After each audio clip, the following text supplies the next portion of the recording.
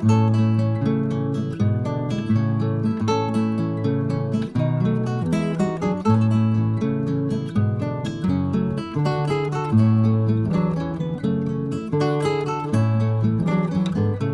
spectateurs et spectatrices, chers frères et sœurs dans le Seigneur, je vous salue et je vous souhaite la bienvenue à cette plateforme qui s'appelle « Entrer dans la perspective divine ». Mon nom est Victor Kabila Mulongo. Nous allons parler aujourd'hui, commencer une série qui s'intitule « La nuit vient ».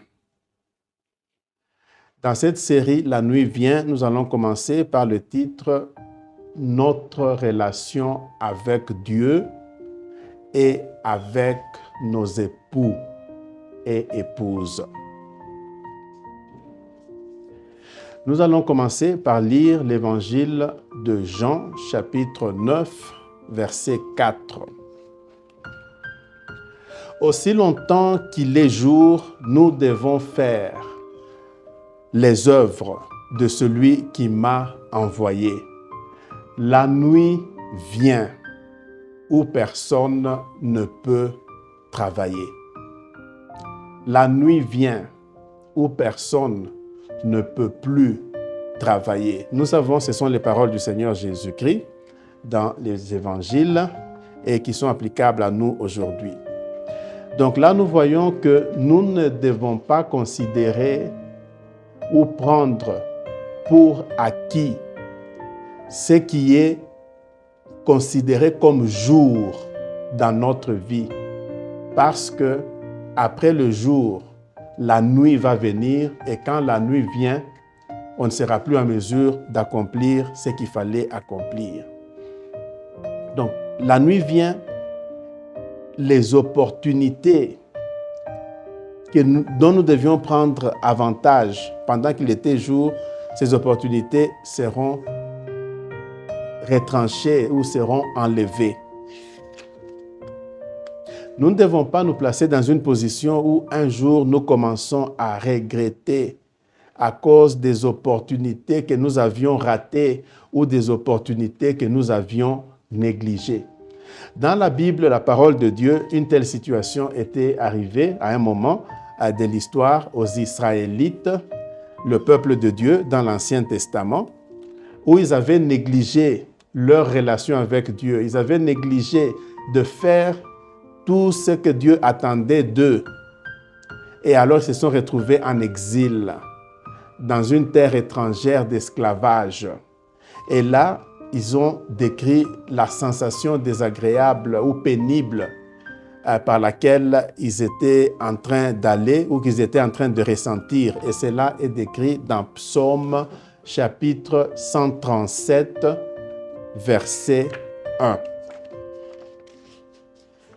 Sur les fleuves, sur les bords des fleuves de Babylone, là nous étions assis et nous pleurions en nous souvenant de Sion. Donc Sion, c'était l'endroit où ils étaient heureux, où Dieu leur donnait les opportunités d'être en bonne relation avec lui et d'être heureux. Ils avaient négligé cette relation avec Dieu et se sont retrouvés en esclavage dans une terre étrangère au bord des fleuves de Babylone, assis en train de pleurer, surtout lorsqu'ils se souvenaient de Sion. De la même manière que nous ne devons pas prendre pour acquis le jour, nous ne devons pas non plus prendre pour acquis Dieu ou notre relation avec Dieu. Nous ne devons pas négliger les opportunités que Dieu est en train de nous donner ou de nous accorder présentement dans notre vie. Parce que cela ne va pas rester pour toujours si nous n'en bénéficions pas, si nous ne prenons pas, nous ne posons pas des actes pour en bénéficier. Lisons Ésaïe chapitre 55, versets 6 et 7. Je traduis à partir d'une version anglophone de la Bible. Cherchez le Seigneur pendant qu'il est encore trouvable. Implorez Dieu pendant qu'il est encore prêt. Que le méchant abandonne ses mauvaises voies et que l'injuste abandonne ses mauvaises pensées. Qu'ils puissent tous se tourner vers le Seigneur qui aura compassion d'eux. Qu'ils se tournent vers notre Dieu qui va pardonner généreusement. Les opportunités que Dieu nous donne dans notre vie présentement sont des temps où il nous visite. Le temps où Dieu nous visite. Les jours où Dieu nous visite. Nous ne devons pas négliger les visites de notre Dieu dans nos vies. Parce que quand nous négligeons cela, par après, il y a chaque fois des conséquences. Et le Seigneur Jésus, dans l'évangile de Luc, chapitre 19, versets 43 et verset 44, a donné une perspective sur ce qui arrive lorsqu'on néglige les temps où Dieu nous visite. Lisons Luc 19, 43, 44.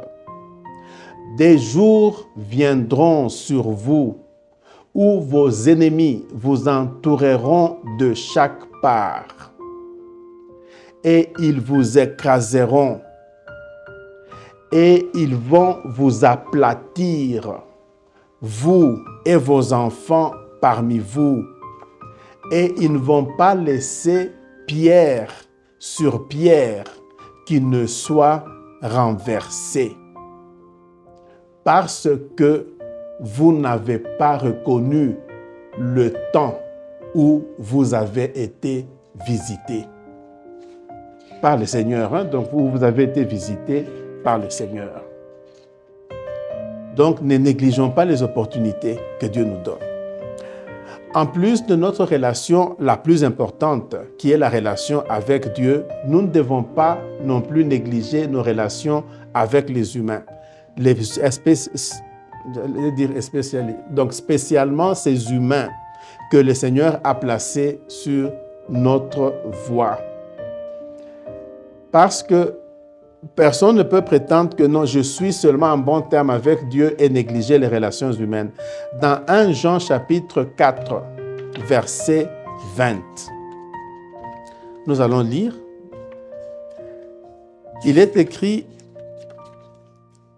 si quelqu'un dit, moi j'aime Dieu, mais qu'il déteste son frère ou sa sœur, il est un menteur.